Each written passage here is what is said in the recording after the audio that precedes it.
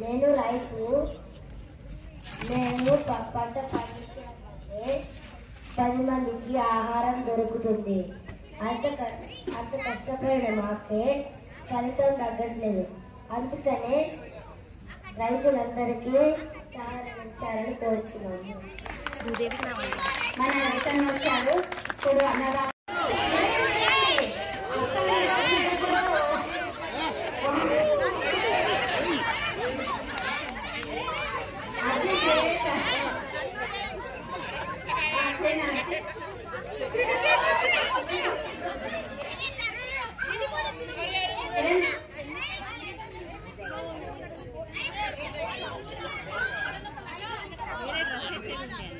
అసలు అంతా రెడీ ఉన్నాడు. అసలు కూర్చోలేదు, వాడు అంతా వాడే వెళ్ళాడు.